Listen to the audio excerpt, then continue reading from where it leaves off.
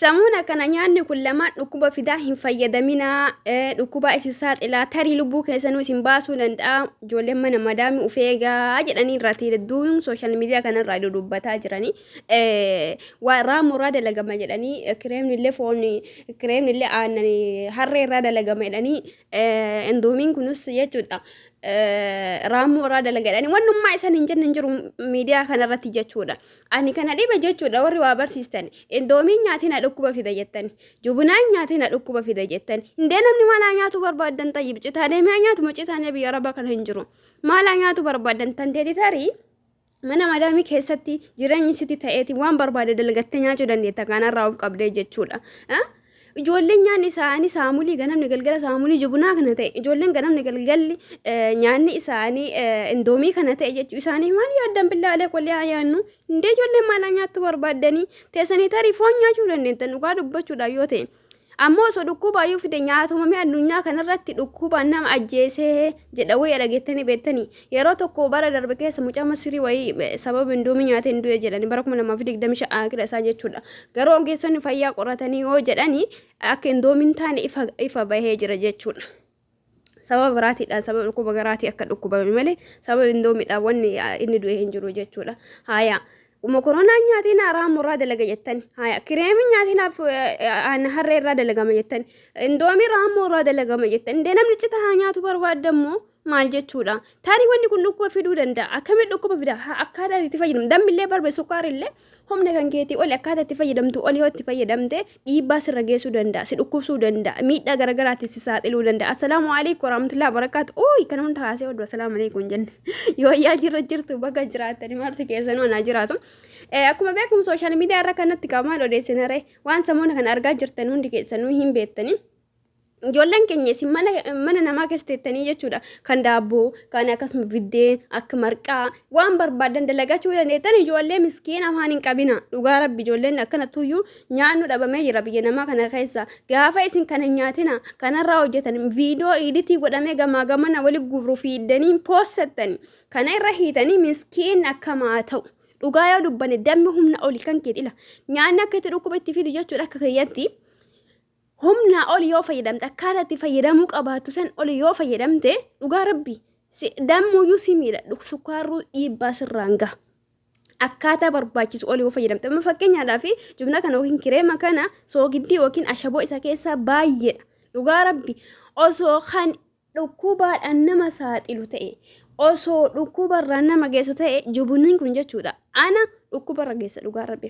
Nyaanni ani isa keessa dhabu ruuza takkatti yoo taate alatti malee wanni ani isa ittiin hojjenne hin jiru. Indoomii yoo dalagu isaa ittiin dalagaa, mukuruna yoo dalagu isaa ittiin dalagaa, faxiira yoo dalagu isaa ittiin dalagaa. Wannuma kaminuu nyaata jechuudha. Nyaata silaa kireemiin keessa barbaachisu hundaayyuu isaan dalagaan. Alhamdulillahi fayyaan guutuun qaba. Galata rabbii guddaadha. Kanaafi qalbii namaa hin cabsina. Ijoollee miskiin haa nyaattu. Isa wallahi billahi alaykum. Tarii views irraa argatte suni waa isi fayyaduu dandeette garuu miskiina baay'ee afaan qabdi waan ta'eef. Kanaaf ijoollee mana madaamii jechuudha. Ani nama qeeqaan jiru akkuma waliigalaatti dubbataa waan sooshaal miidiyaa irra deemaa jiru jechuudha. Keessaafuu ijoollee mana madaamii jechuudha. Dhugaa rabbi kun maal irraa dalagame, kun jinni irraa dalagame, kun maal irraa dalagame kan kee dhiisi waa argatte nyaadhuutiin jireenya kan kee gadhaabii dalagaa dhugaa biyya kee deebi'u oduu dhiisiitiin. Wallahi kijiba miidiyaa irra walii oofan kana amanin. Jalqaba osoo kireemni kun kan dhiibbaa dhuguma dhiibbaa fidu ta'e jechuudha. Nama ajjeesu indoomiin nama ajjeesu ta'e hin oomishamuyyuu. Eega oomishamee biyyuu irratti hin raabsamu jechuudha. Namni sababa wayirra barbaada jechuudha.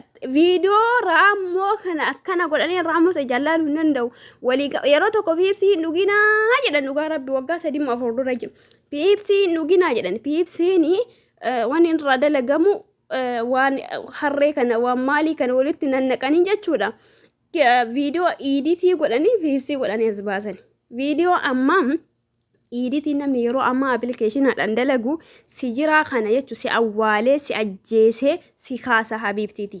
Kanaafi waan jiru hunda hin amanin. Dhugaa dubbachuudha osoo wanni kun ka dhiibbaa ta'uu qabe madaamiin fuutee ijoollee ofii hin nyaachistu. Indoomiin kun osoo nama ajjeesu ta'e mucaa mana dalaguu ganamni galgalli guyyaa isuma nyaata. Isa ajjeessa ta'e isa miidha ta'e. Mucaan garuu maashaallah tabaaraka rahmaa kiiloo 72 wallah maashaallah tabaaraka rahmaa. Yaani qal'aadha dheeraadha.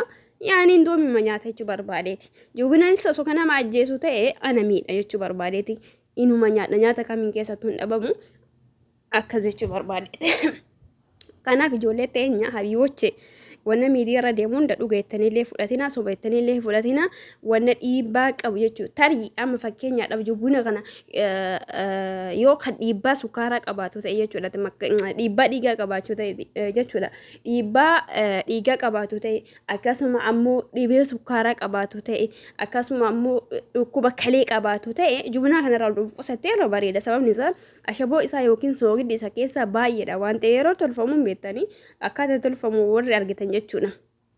Ashaboo itti naqama waan ta'eef tarii dhiibbaa sukaaraa dhiibbaa dhiigaa warra qabu ashaboodhaan hin eeyyamamuuf warra sukaara qabullee ashaboon hin eeyyamamuuf warri kalee qabullee jechuu kalee dhukkubsatullee ashaboo baay'ee kan dhiqqeessu ogeessonni fayyaa irraa dubbatan jechuudha. Kanaaf dhukkuba akkasii kanniidha yoo qabaatan irraa of qusadha.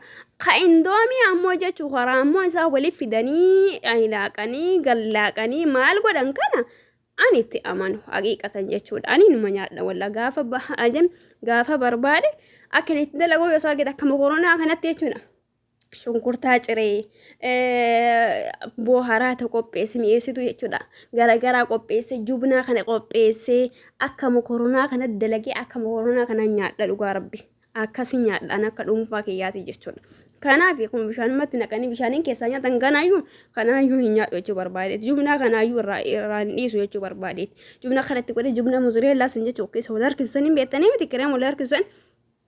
Isatti godheetiin yoo inni illee hin jiraanne jubna kana fayyadamee akkasitti alhamdulillah garaa kiyya guuttadhe dalagatti dalagadha qoosaan hin jiru jechuudha. Osoo wanni koo haraama ta'e durumaayyuu biyya namaa biyya gurgurata keessaa hoo nama bakka hin jiru biyya Soodiiti.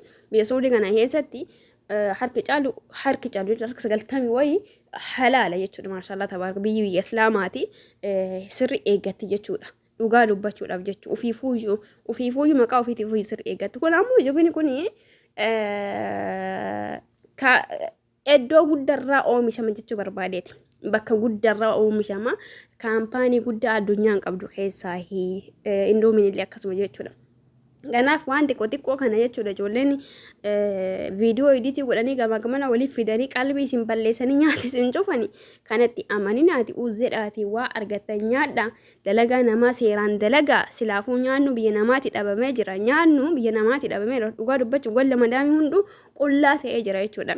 Tallaajaan kiniinii isaaniitii ala malee akka duraan kudaara akkasuma waakii garagaraa maali garagaraa kana tallaajaan duraan kana baadhata tallaajaan duraanii gishtaa maali kireemii garagaraa halaawaa garagaraa nyaata garagaraa waan garagaraa baay'ata kuduraa garagaraa baay'ata kan ammaa maal jechuudha bishaanii fi kiniinii qofa baadhata tallaajaa ammaa jechuudha.